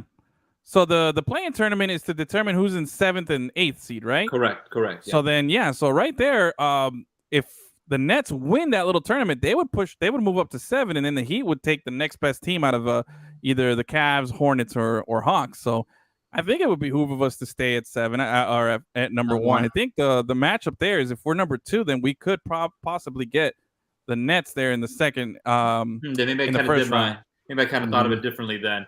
But either way, Brooklyn's a tough matchup. It's gonna be a tough matchup for the Heat. Oh, and especially now that Kyrie can play in all games. Exactly. They got a lot of shooters. I think their only I guess downfall or thing is maybe health and size, other than Andre Drummond, because they have to play a lot of small guards to get a lot of spacing for KD. So I think can the Heat win a 7-game series against them? Absolutely. I believe they have the talent on the team and the players to defend Kyrie and KD to make it more difficult for them. But it's going to be a long series. I don't think it's going to be a breeze for any team. You guys want to laugh? Check this out. So the Nets, who we're talking about here, is 8 games out of first place, but they're the 8th seed, right? And the lowest team in the top 10 there that would be playing in this tournament would be the Hawks at 9.5 games out of first. On the flip side, let's look at the Western Conference here. The current 10th seed is 30 games out of first right now. Okay. That would be playing in this tournament. And guess who's not playing in the tournament in the West? The Angeles LeBrons out. They're not even in the playoff, bro. They're not in the playoff. Wow. They're mathematically out right now. But they are tied with the Spurs, but the Spurs hold the spot, I guess, on tiebreakers right now. So as it stands right now, this Laker team with LeBron, with an Anthony Davis, with a play-in tournament, with a play-in tournament might not make the playoffs. Might not even enter in the tournament. Might not even have an opportunity to play in the playoffs at all whatsoever. So, wow, that's awesome. That that never happened to. Never happened to Wade. That never happened to Jordan when he was with the Bulls. There it is. So interesting.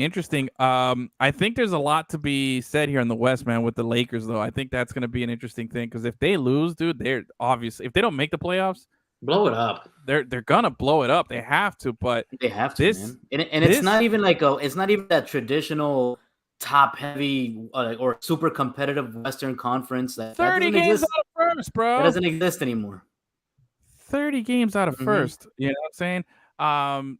The big thing here, though, that's the most damning thing here is that this proves that LeBron's doesn't have that how do you say it? That GM factor anymore. Like he can't pull that card anymore. Like he's never been good at it. Well, I'm not gonna say he's never been good. Look, he won a title with Cleveland. No, he won a title because he's LeBron James in his prime. That's fine. Not because he put together a good team. Every team that he's put together is garbage. Look, hey, he put together the team in the Heat. He wanted to put that team together. He made those moves. He's the one who dude, he has pull, obviously. And in Cleveland, he did the same thing. The problem is he goes to the Lakers, and it's just totally blown up in his face right now in the worst possible way. One thing is just, making it to the playoffs and not being successful, which is what we thought would be the worst case scenario, But nobody envisioned him not even making the playoffs with Anthony Davis, with all these guys.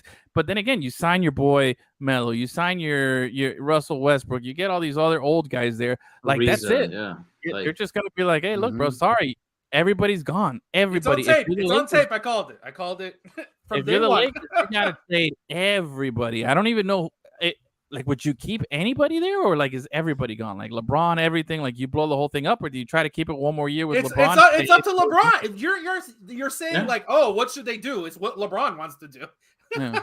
He's not going to fire himself. He's going to stay at the Lakers until Bronny gets to the league, and then that's when he'll leave LA for 1 year and then retire. That's the plan. Yeah, no, for sure. But what I was saying was more along the lines of like, let's say they don't make the playoffs and they blow this whole thing up. If you're the Lakers, now that he can't come back and say, hey, I want these guys on my team, because they're gonna be like, no, you can't. No, they gave him the power already. We did this. We gave you the power. We're taking it back. We're the Lakers. We're taking this back. You're either, and this is what I'm saying, we're going to build around you, or we're trading everybody and build around somebody else, or just go young. Because Rob Pelinka's going to trade LeBron James, bro. Stop. Oh, I think for sure, bro. Like, he has no card in this. They missed the playoffs the first year. This is not the first time it's happened. That was a team that was. Look, he missed that first year with Lonzo Ball, Ingram, a bunch of young guys that he didn't want to play with.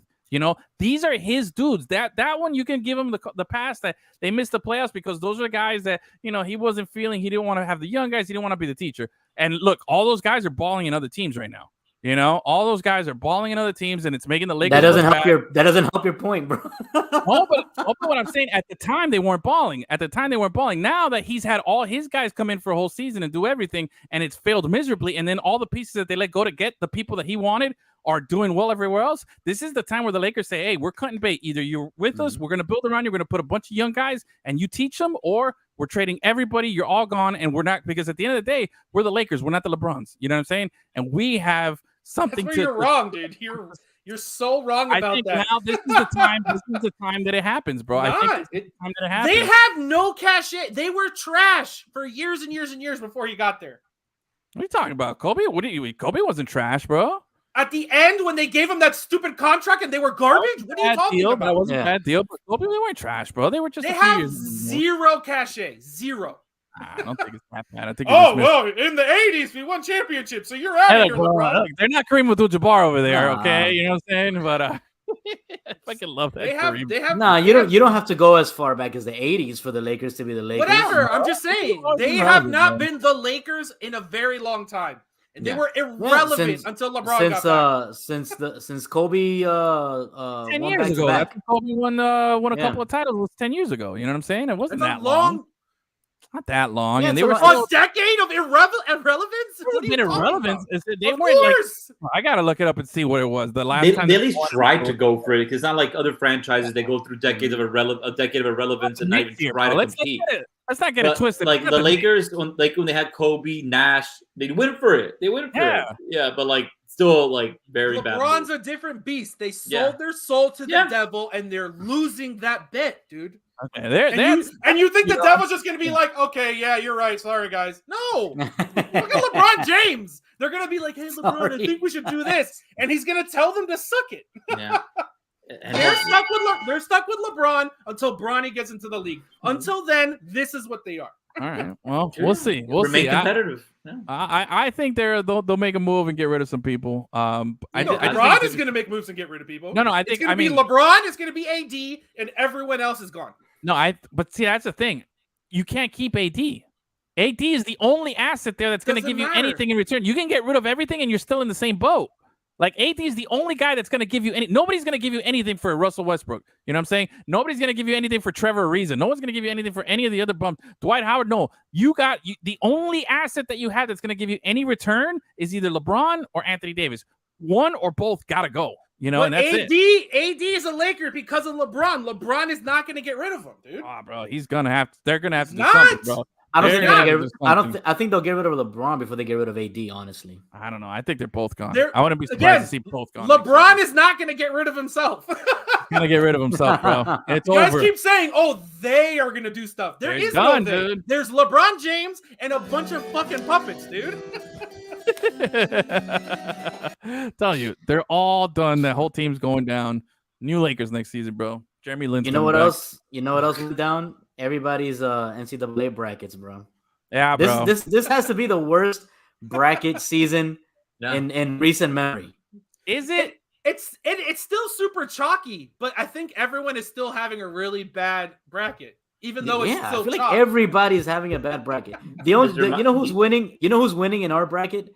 Some guy that has like 6 brackets. Oh yeah, fuck that guy. Yeah. Sorry, but I don't know who you are, but bro, I know who he is. At least it's not an intruder like we had last season. No integrity. No integrity. He's got like 6 brackets. Buddha, my boy, Gus, you know him. He's one of the Chelsea guys. Okay. One of the homies that we met at the finals. Yeah. Good dude. Yeah, he's winning right now, and it looks like he's gonna win because he's got 930, and I don't think anybody else can win. He's got 3 of the final 4 teams, or actually, wait, he's got 2. No, he's got all 4. He gets all 4 rankings? final 4 teams. You don't get any credit for having 6 brackets. I don't care. That's not. Oh, good job. No way, dude. I get you, but it's like Wordle. It's like Wordle. You know what I mean? If each try is a different bracket, like of course you're gonna get the word eventually. Yeah. Hey, I'm just saying I've done multiple brackets some years and I haven't won either. So I'm just saying like I've been on both ends. This year I went with 1 bracket exclusively, and I'm in a solid 12th place right now out of our group. You know what I mean? Out of like 40 something, over 40 something entries that we had. So yeah, it's not looking good, but. Cindy intern, right after we gave her the kiss of death last week, after we gave her all the praise. The reign is over. It's so sad. Yeah. She lost Gonzaga the very next day, and then shit went downhill. Achilles, still in 8th place. Achilles, Achilles in 10th.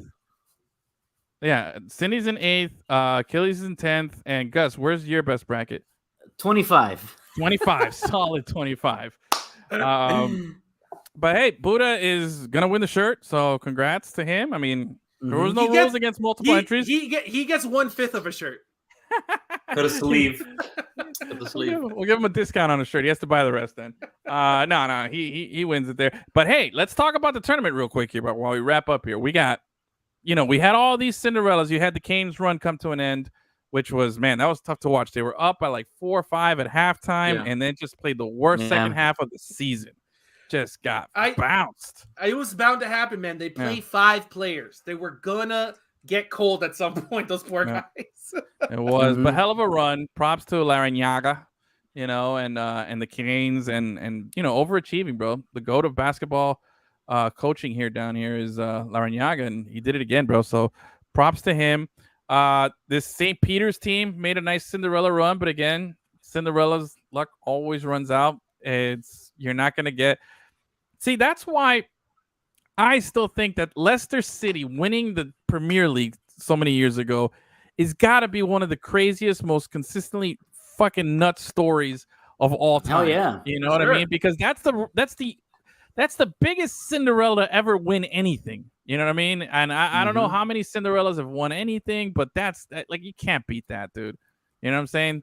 A team that just been promoted from the second division 2 years earlier and avoided relegation the year before to all of a sudden go in and win a championship is and then now they've been able to stay and be a top 10 team. So good for them. But to see St. Peter's luck run out, I don't feel bad. I really don't. I mean, I wanted to see a good final, but we get what they call the Blue Bloods, man. We got 4 big programs. How about this? Oh, wait, let me cover your ears, Achilles, because I know you're going to complain here, okay?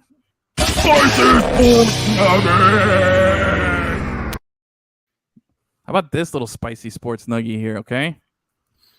Duke versus North Carolina.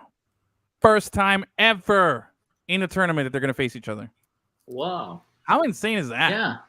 That's crazy. They never, at least once they would have faced each other. And I'll never cheer for UNC harder, ever. Ever. All right, jackass. I'm going to go get my Bobby Hurley jersey and make shit happen. Let's see. That game is April 2nd. When is April 2nd? Well, both games are April 2nd. Saturday. Okay, so Saturday you got Duke, North Carolina in the East-West final, I guess. And then in the other one, you got Villanova versus Kansas. You got 4 traditional basketball powerhouses. Multiple national championships between all of these schools is very, very, very good to watch here. Villanova was the most recent champ out of the 4 a couple of years ago. Yep. Kansas, the only number 1 seed here. Duke has been playing out of their minds. The farewell tour for Coach K. Didn't Villanova beat UNC? Yeah, in the finals title game years ago that was that crazy game. It was like back like a couple buzzer beaters or like the UNC guy hit that like clutch like pump 3-pointers. And then what was his name? Galapagos or something? Galapagos Islands or whatever his name was. He's the one who runs Gallicanukis.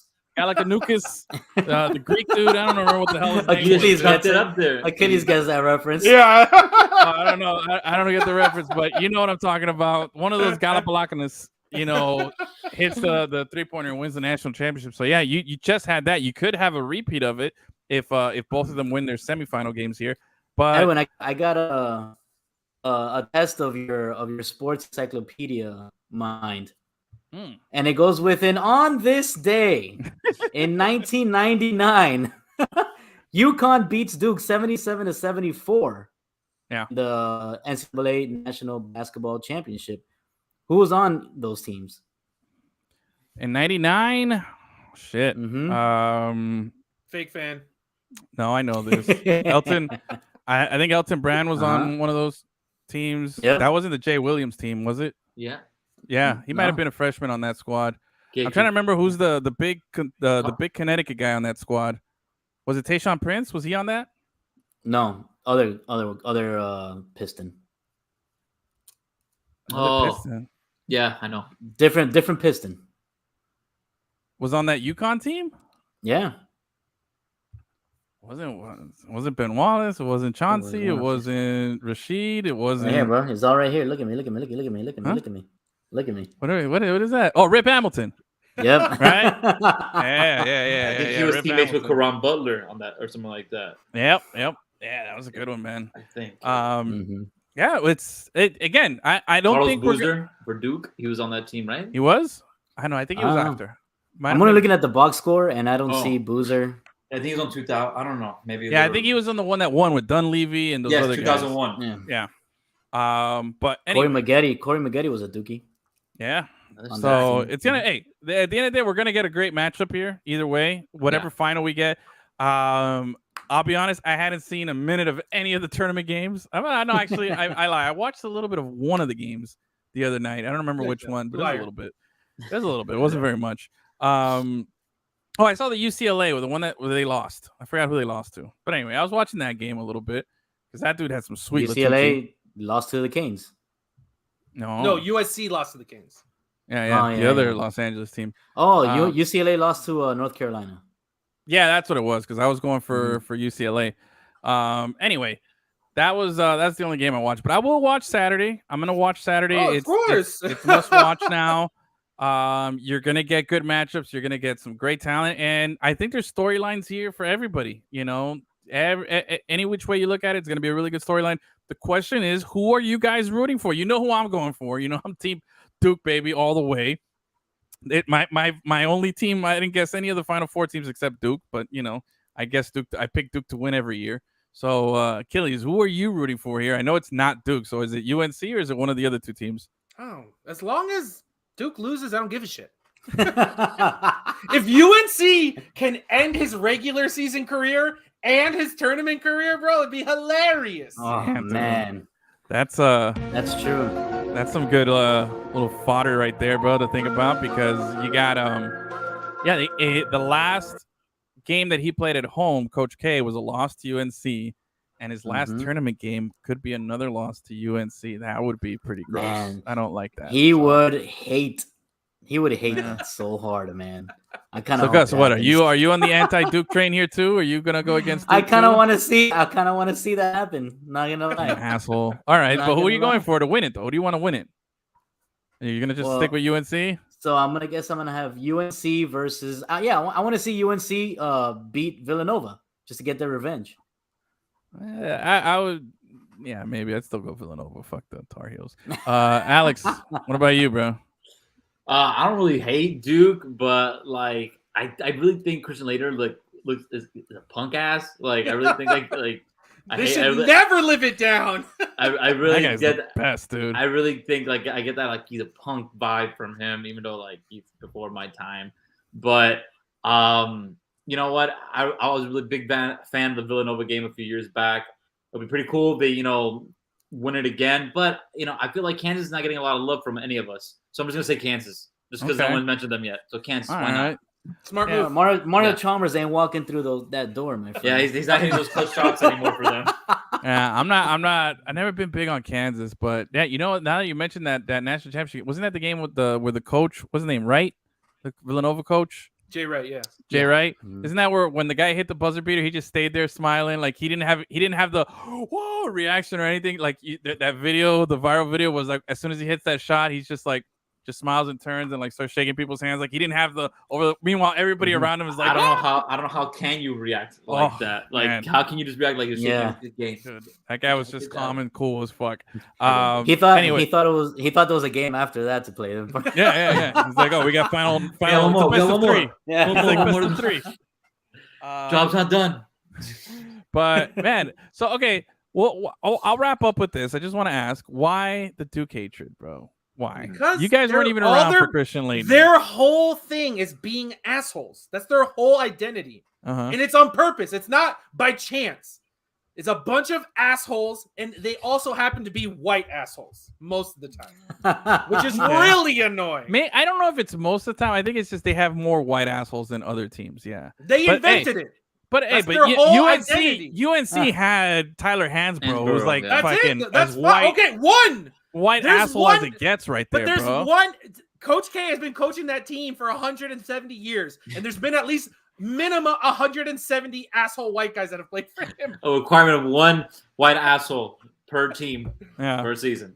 Grayson Allen was part of that. Would you categorize JJ Redick into that category? Course. JJ Redick was a certified asshole, but he backed it up though. He was player of the year. Again, it has nothing to do. They're a good team. They're always good. Redick and that JJ Redick team, I love that team, but I was a big Adam Morrison fan, dude. I was a big Adam Morrison. To me, he was like a little junior, like a little baby Bird out there. You know, the way he played with that dirty mustache. It was like a Larry Bird meets Pistol Pete mashup. You know what I mean? Gosh. I'm one of the few people, and maybe the only person that any of you guys know that actually has an Adam Morrison jersey. Bro, I don't know Adam Morrison looks like the guy. He looks like he should be in a NASCAR pit crew, bro. Yeah, dude. That guy, unfortunately, bro, so what a bomb of a career. You own a Bobcats jersey? Yes, Adam Morrison. Because you played for Gonzaga, right? I'll go put it on, huh? You played for Gonzaga, right? Yeah. Right, him and JJ Redick were number 1 and 2 all season long, battling back and forth. But if you go if you go back and watch that season, like it's hard not to like that Gonzaga team. Like Adam Morrison in college was so much fun to watch, bro. Like he was legit just shooting it from everywhere, buckets all over. Like, and he was just like, he didn't look like a basketball player. You know what I'm saying? Just this lanky, skinny kid with shaggy hair and his little porn stash that he had. Like he's just but oozed fucking basketball sex, bro. Like that guy was just nasty. He was really, really good. Unfortunately, nothing more. A rare moment where Edwin likes a player that doesn't look like he should be a good player. Yeah. Usually I'm all about, the good looking guys. No, this guy, man, I was all about it, bro. I even bought that jersey on eBay. That's how I looked for that. I purposely said, somebody has this. I'm going to find it and I'm going to buy it. And I did it. So we should do a show where we just go through all those Bobcat rosters and just laugh for an hour. Oh yeah. Because they're so fucking terrible. Save it for Saturday night race night, when we do it. We'll have some fun with that. But all right, I think that's a good little wrapping off point here, man. I think we've gone pretty long today. We have so much to talk about, so much we didn't get to talk about either. But we'll put a bow on it here. It's going a little long, but Alex, thank you so much for hanging out with us. Any last words, complaints, anything? Look, complaints? No complaints here whatsoever, fellas. All right. I can't wait for baseball season to start. I appreciate you guys having me on. Hopefully, maybe one day Wade Boggs just magically appears in one of the baseball card pamphlets that Edwin has. Oh no. Is he gonna do it? Of course, he doesn't even know where they are. Yeah, they forgot where they were. This is like Edwin uses the internet, but analog.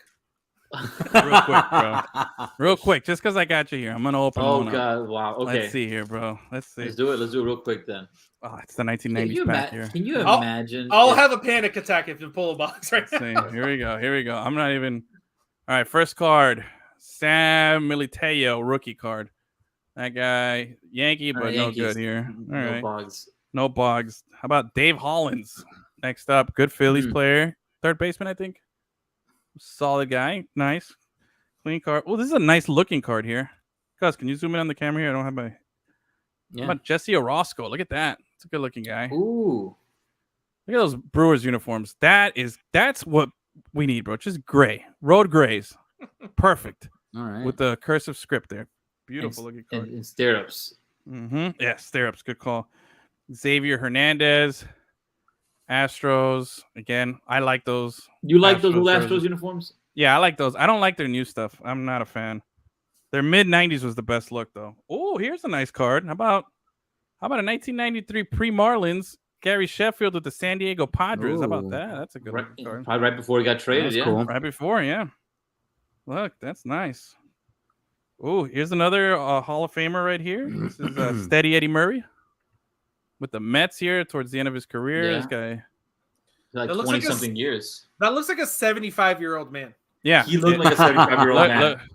Oh, man. That's an angry 75-year-old man. Look at that guy. You know who he kind of looks like? Danny Glover. Oh man, no, the guy from Police Academy. Oh, not Tackleberry. Hightower. Hightower. Yes. Yeah.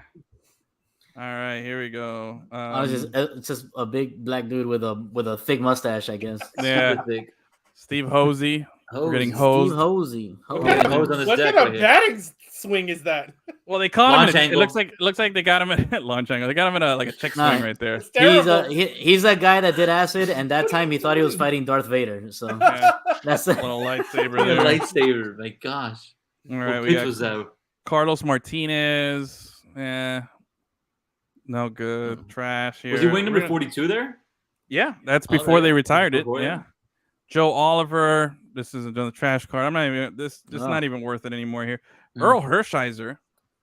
Hey, the Bulldog. All right. Bulldog, that guy. Oral Hershiser. Yeah, it's Oral, not Earl. Oral. I said Oral. Yeah, Oral. You said Earl, bro. I never say Earl. I just say it fast. Earl. Oral. Earl. There you go. Come on, bro. But, bro, come on. Look how sweet that Dodgers uniforms always look. No matter what decade, bro. Just a clean fucking look. Let's see here. Bro, unfortunately, sad to report, we got another. We got a Zane Smith, trash.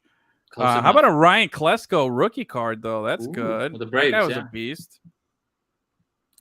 I don't know who that is. Ryan Klesko was a first baseman. Left fielder. With the Braves, he played left field.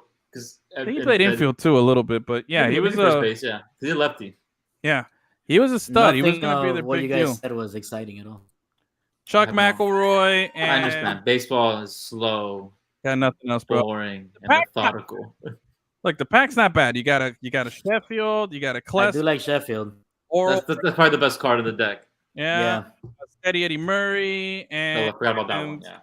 And that's it. You got not a bad pool for a pack here with a 4. What is this? 1. You got a couple of potential Hall of Famers. Well, 1 Hall of Famer and a couple other potential ones. Yeah, it's not a bad pool. But again, the streak continues. No fucking Wade Boggs. That son of a bitch. No Boggs. Has eluded us again. No Boggs. No BC. No BC on this day. This is terrible. Yeah. So forget it. This is terrible. Yeah, there was no. The earliest I can go is the year 520 on this day. I'm sorry, 502.